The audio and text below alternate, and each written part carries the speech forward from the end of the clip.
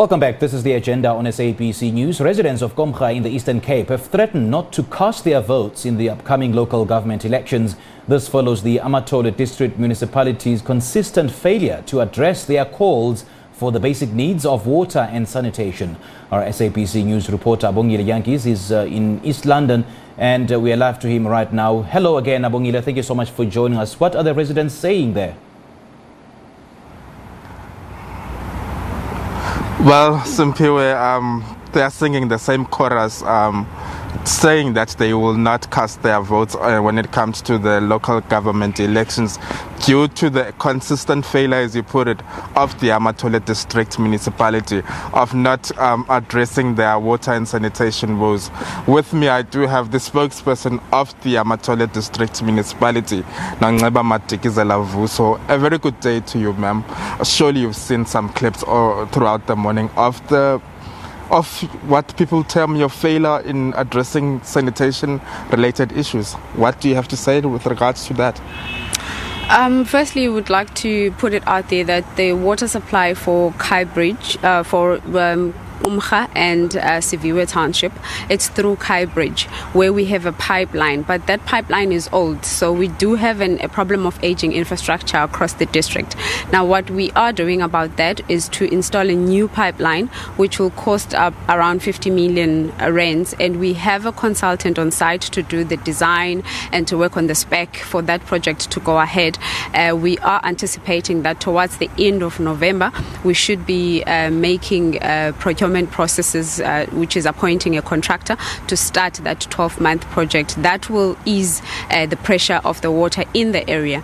But over and above the pipeline that is old and that causes intermittent water supply due to pipe burst, constant bursting of that pipe, we have underground water investigations that we have done in the area. We have 2 boreholes that supply the area through the pipeline, and we also have 1 borehole that is dedicated solely for the SABC area.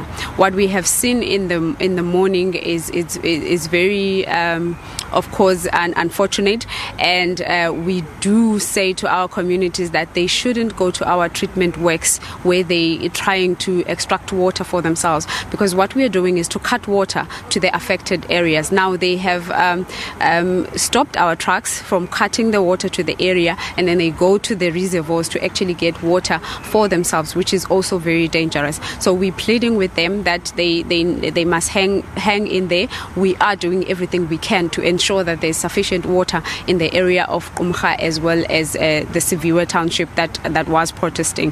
Through this pipeline, the installation of the new pipeline, those challenges will be sorted. One might say they were saying they were tired of empty promises. How do we take your word for that you will be addressing this issue with the immediacy that it deserves? What we need to note, or what is important to note, is that as a municipality we work with what is called grants. Now we're dependent on the grant allocations for us to carry out our long-term solutions to the infrastructure challenges, or rather to the supply of water across the district. It is because of the limited grants that we have that makes us to look like we are dragging our feet in doing our job, which is not the case. That is why what we do whilst we are waiting for sufficient grant, we actually do underground investigation, so that there are boreholes that can supply water, that we can augment the supply, and also we, through water cutting, we send our tankers there so that they can supply the area. These areas in particular, Komga and SABC Township, they are, through that borehole, there are like 3 trucks that are ready to cut water to the area, 1 belonging to ADM, 2 that have been hired to assist with this. How much is needed? I'm asking this because of your financial challenges that you are facing as a municipality. How much is needed to ensure that the dignity of the residents of Komga gets restored? As I said, that for the pipeline that we want to start implementing as soon as end of November, which will take around 12 months, we need around 50 million for that project to actually kickstart.